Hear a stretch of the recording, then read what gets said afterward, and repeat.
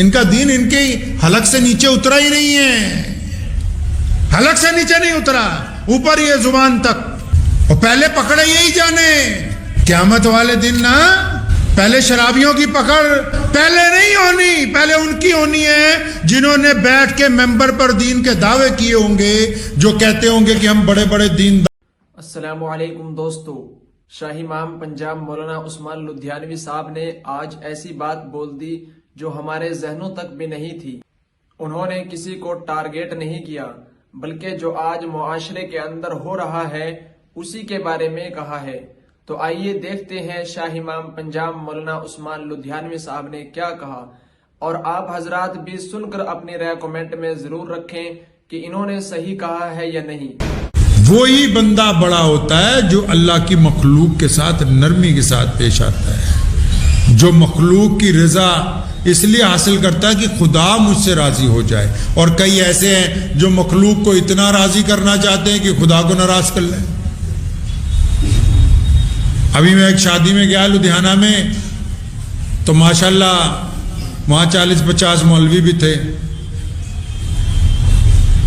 تو مخلوط شادیاں شروع ہو گئی. اب ہمارے اندر بیماری آ گئی نا جی، خاص کر جو باہر سے یہاں مسلمان آ کے بسے ہیں، وہ تو کہتے یار یہاں تو نعوذ باللہ اللہ اور اس کے رسول کا ڈر ہی نہیں ہے. ہمیں پردے کا نظام ہی ختم کر دیا بیچ میں سے.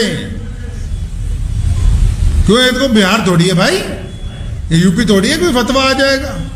کوئی بات نہیں، جب تم مرو گے تمہاری ایک پسلی ٹوٹ کے قبر میں دوسری پر ایسے چڑھے گی، تب ساری اوسان خطا ہو جائیں گے، یہ ساری چودراہٹ نکل جائے گی جو کرنا چاہتے ہو.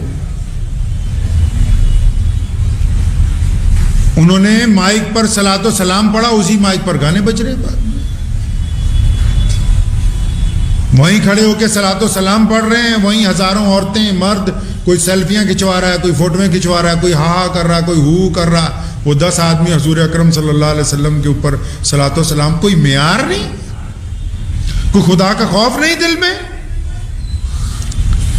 کوئی ڈر باقی نہیں رہا. انسانوں سے ڈر کے ہی سارے کام ہوں گے. چنگے چنگے جماعتیوں کو بھی میں نے دیکھا ڈی جے بج رہے ہیں، بیٹھے ہوئے سائڈ پہ بیٹھے پلیٹاں لے کے مرغا گوشت کھا رہے ہیں.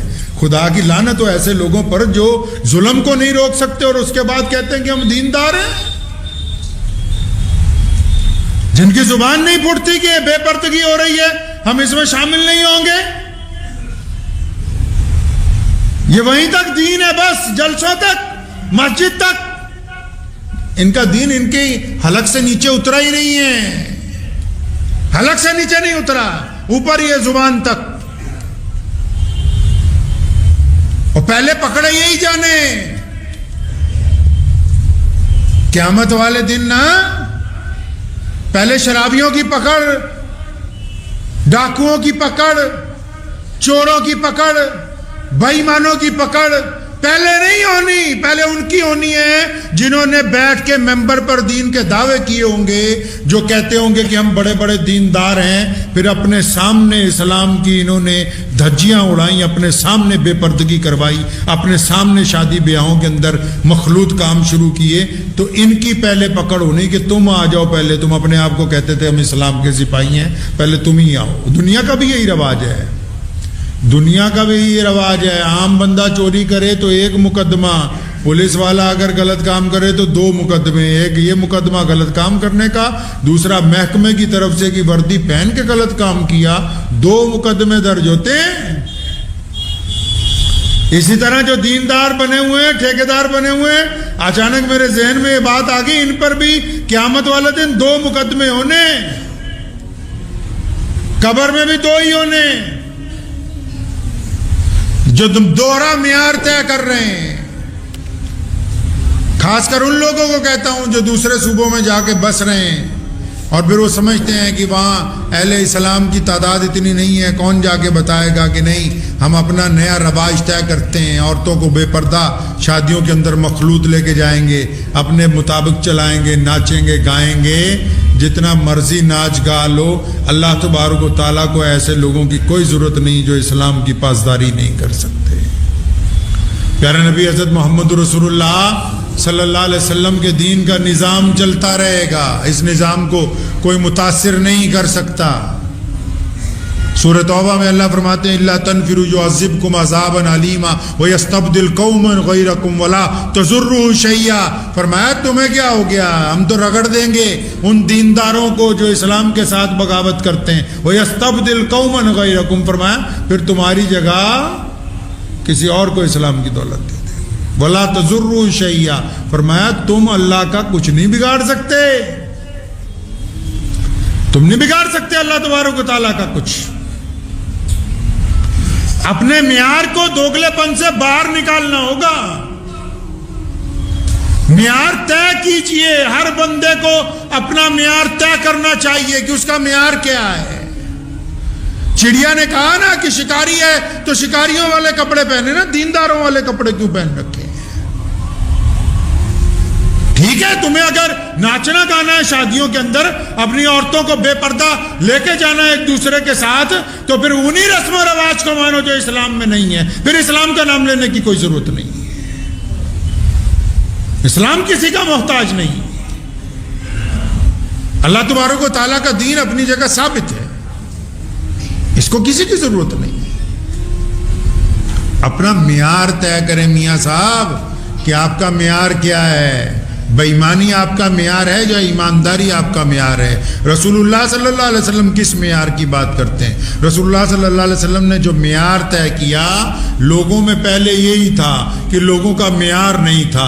رسول اللہ صلی اللہ علیہ وسلم نے انسانیت کو معیار عطا فرمایا, ایک اسٹیٹس عطا فرمایا. ایک واقعہ میں نے اکثر پہلے بھی آپ کو ایک دو مرتبہ سنایا کہ ملا رومی نے حکایتیں میں لکھی. حکایتیں کہتے ہیں جو کہانیاں بنائی جاتی ہیں. اس نے لکھا ہے کہ ایک درخت کے اوپر ایک چڑا اور چڑیا دونوں بیٹھے باتیں کر رہے تھے. تو چڑیا نے دور سے ایک بندے کو دیکھا, بڑا خوبصورت بندہ, چہرے کے ساتھ لگتا تھا دیندار ہے, بڑھیا آدمی ہے. تو چڑیا نے چڑے کو کہا کہ مجھے تو ایسا لگتا ہے کہ وہ بندہ آ رہا ہمیں نقصان نہ پہنچا دے.